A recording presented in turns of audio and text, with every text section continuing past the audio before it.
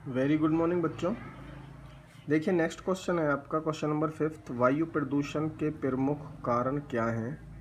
हम वायु प्रदूषण को किस प्रकार रोक सकते हैं? देखिए ये क्वेश्चन हमने बहुत पहले भी पढ़े हुए हैं कई बार, मतलब 5th standard 6th standard 7th standard, हम जानते हैं इन सब चीज़ों को, ठीक है ना, क्या है। लेकिन जब हम क्लास में आगे बढ़ते जाते हैं तो एक्सप्लेनेशन थोड़ी ज़्यादा हो जाती है और अच्छे तरीके से हो जाती है, ठीक है। तो आपको ऐसा नहीं है ओवर कॉन्फिडेंट होकर ये चीज़ पढ़नी नहीं है, आपको अच्छे से इन चीज़ों को पढ़ना है, कोई ना कोई नई बातें इसमें ज़रूर मिलती हैं, ठीक है। तो शुरू करते हैं। देखिए वायु, या ये क्वेश्चन सेकंड आ सकता है, वायु का संगठन लिखिए। ये भी वायु प्रदूषण के बारे में एक्सप्लेनेशन देनी है। वायु प्रदूषण या एयर पॉल्यूशन, हवा में प्रदूषण क्या है? देखिए जहाँ मशीनी युग में अनेक प्रकार की सुविधाएं प्राप्त हुई हैं, आज का युग कैसा युग है? मशीनी युग है। वहाँ मनुष्य के लिए स्वास्थ्य संबंधी समस्याएं भी उभर आई हैं।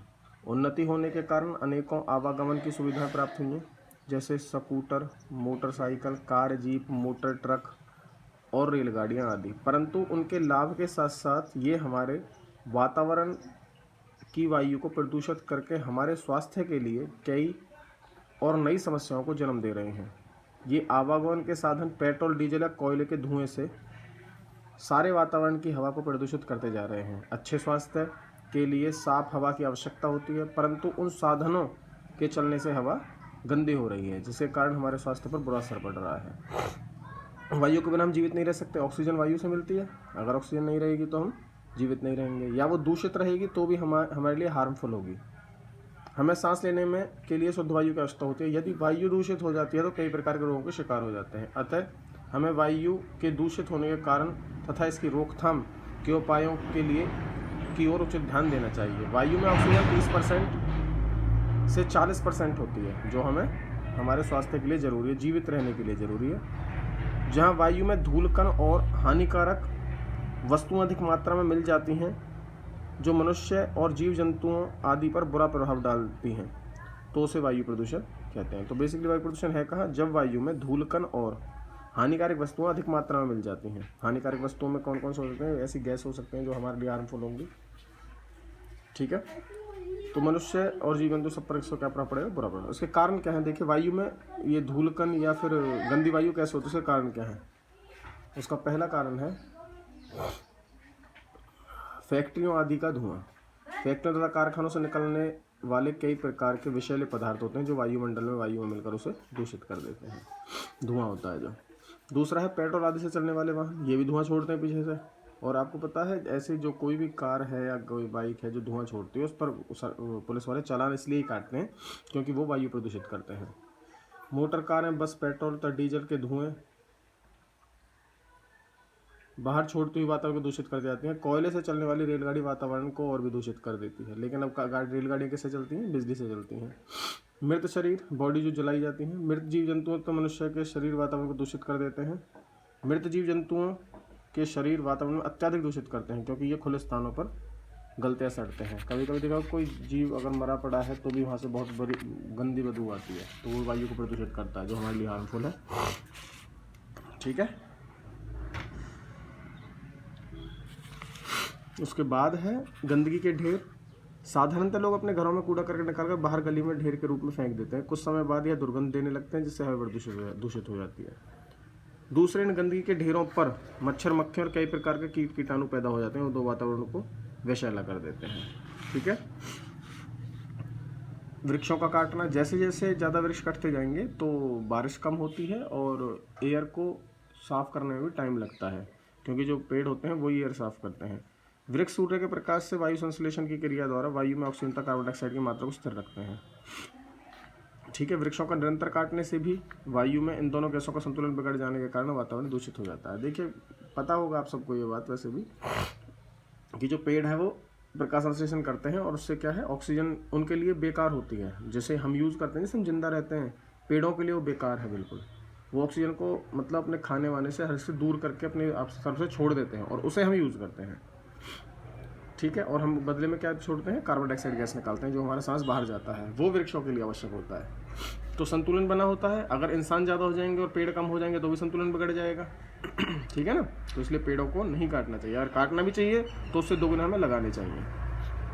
वायु प्रदूषण की रोकथाम के क्या उपाय, वायु प्रदूषण कैसे ठीक किया जा सकता है? सबसे पहले क्या है, औद्योगिक क्षेत्रों को आबादी से दूर स्थापित करना चाहिए। जैसे IMT बनी हुई है ना, तो यहाँ पे रेजिडेंशियल नहीं है, केवल क्या है, इंडस्ट्रियल एरिया है, ऐसी जगह। दूसरे, कारखानों फैक्ट्रियाँ आदि की चिमनियों काफ़ी ऊंची होनी चाहिए। जो ये धुआं निकलता है इनमें चिमनियाँ, अब तो घरों में भी चिमनियाँ होती हैं जो किचन का धुआं ऊपर जाता है आदि, उनके निकलने वाला धुआं तो इस तरीके से वातावरण को दूषित न करें। कारों, बस और ट्रकों आदि में धुआं से रोकने के उपाय करने चाहिए। चालान काटना चाहिए उनका, या फिर ऐसे अच्छे इंजन डेवलप करने चाहिए जिससे कि धुआं ना निकले। मनुष्य एवं जीव जंतुओं के मिश्रण को जलाने के या दबाने का प्रबंध अच्छे से करना चाहिए। गंदगी के ढेर इकट्ठे नहीं होने देना चाहिए। घर में कूड़ा करकट आदि फेंकने की उचित व्यवस्था भी होनी चाहिए। ठीक है। सेकंड क्वेश्चन है आपका, आवाज़ शोर प्रदूषण क्या है? बहुत अधिक शोर भी मनुष्य के स्वास्थ्य पर बुरा प्रभाव डालता है। इससे दिमाग तौर पर परेशान करता है और उसकी एकांतता, मतलब जो वो अकेला रहना पसंद करे, एकांतता को भी भंग करता है, डिस्टर्बेंस क्रिएट करता है, जिससे उसका ध्यान उसके काम तो पढ़ाई की तरफ से उखड़ जाता है। जैसे कि मान लो कहीं गली पड़ोस में कोई जागरण हो रहा है, डीजे बज रहा है कहीं पर, और आप पढ़ रहे हैं, तो डिस्टर्बेंस डेफिनेटली होती है, उसे शोर प्रदूषण कहते हैं। अब उन्नति के साथ साथ मोटर कारों की गिनती भी बहुत बढ़ गई है और उन गाड़ियों के बिगुल मतलब हॉर्न में भी सुधार आया है, और सड़क पर भीड़ भाड़ होने के कारण ये गाड़ियाँ अपने बिगुल का अधिक प्रयोग करती हैं।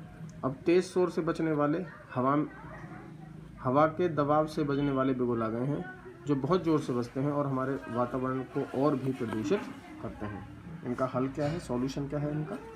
यार, वातावरण को इस शोर से बचने के लिए सरकार को कुछ विशेष कदम उठाने चाहिए, जिनसे वाहनों में बिगुल का कम प्रयोग हो और बहुत ज़ोर से बजने वाले बिगुल पर सरकार की तरफ से पाबंदी लगाई जाए।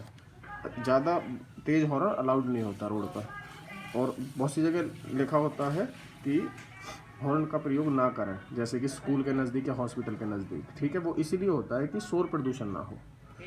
रेडियो, टेलीविज़न, लाउड स्पीकर की आवाज़ भी कम रखनी चाहिए, जिससे कि सुनने वाले लोगों को मन की शांति भंग होने से बच सकें। जैसे कि डीजे को परमिट किया भाई रात को 10 बजे तक ही बजेगा, क्यों? क्योंकि 10 बजे के बाद लगभग लोग सोना शुरू कर देते हैं, और अगर डीजे बजेगा शादी ब्याह में तो उससे भी क्या होगा, डिस्टर्बेंस होगी। ठीक है, तो शोर प्रदूषण रोकने के लिए सरकार बहुत अच्छे कदम उठा रही है। उसके बाद विकिरण संकट क्या है, रेडिएशन हैजार्ड्स क्या है? रेडिएशन हैजार्ड मतलब, जैसे रेडिएशन कहते हैं प्रकाश की बहुत तेज़ लाइट को, हैजार्ड मतलब क्या होता है, खतरा होता है एक तरह से। ठीक है, देखिए, जहाँ विज्ञान ने इतनी उन्नति करके हम अनेक प्रकार की सुविधाएं प्राप्त कर रहे हैं, वहाँ इनके लिए कई प्रकार की नई समस्याओं को भी जन्म दिया है। जैसे विकिरण का संकट है। आज प्रत्येक देश एटम हथियार बनाने के लिए अपना हर संभव प्रयास कर रहा है। एटम हथियार एक ऐसा परमाणु कहते हैं इसको, जिससे कि बम के फटने से बहुत तेज़ गर्म हवा निकलती है, जो लगभग 1000 से 1200 किलोमीटर प्रति घंटे की रफ्तार से चलती है, और जो भी उसके सामने आता है ना, उसको ख़त्म करती चली जाती है, बिल्कुल नष्ट कर देती है। परंतु यह एटम शक्ति मनुष्य के स्वास्थ्य के लिए बहुत हानिकारक है। बहुत से विपुल घर और कई काम, जैसे पहाड़ों के सड़कें बनाने के लिए, पहाड़ों को तोड़ने के लिए एटम शक्ति का प्रयोग किया जाता है, जो कि व्यक्ति के स्वास्थ्य के लिए कई प्रकार की बीमारियां, तकलीफ का न्योता दे रही हैं। देखिए, जहाँ जहाँ एटम शक्ति का प्रयोग किया गया है, उसका इफेक्ट आज भी देखने को मिलता है।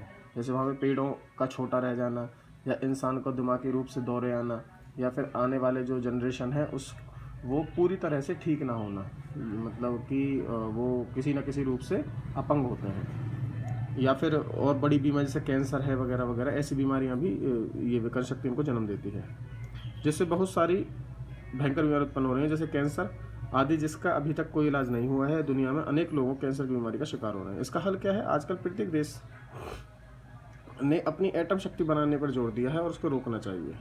नहीं तो मनुष्य के लाभ के स्थान पर मनुष्य को अनेक प्रकार के स्वास्थ्य संबंधी समस्याओं को झेलना पड़ेगा। इनको रोकने के लिए संयुक्त राष्ट्र ने प्रत्येक प्रकार का प्रयास करना चाहिए, इससे एटम शक्ति पर रोक लग सके। संयुक्त राष्ट्र सबसे हेड है इस चीज़ का। ठीक है, तो जो परमाणु हम वो भी करते हैं, पोखरा में एक मूवी आई थी, उसमें भी दिखाया था कि परमाणु जो परीक्षण हुआ था वो भी छुप के किया गया था, इंडिया ने जो किया था। ठीक है ना, तो इसकी भी परमिशन नहीं होती है।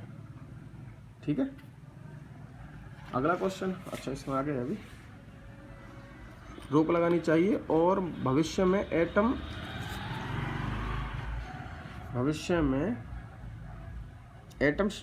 हथियार बनाने बंद करने चाहिए, ताकि हमारे स्वास्थ्य संबंधी समस्याएं हल हो सकती हैं। नहीं तो इनके परिणाम बहुत भयानक होंगे, जिसके बारे में कुछ कहना असंभव होगा। ठीक है बच्चों। उसके बाद नेक्स्ट क्वेश्चन है, चलो मैं नेक्स्ट वीडियो में भेजता हूँ आपके पास। Thank you.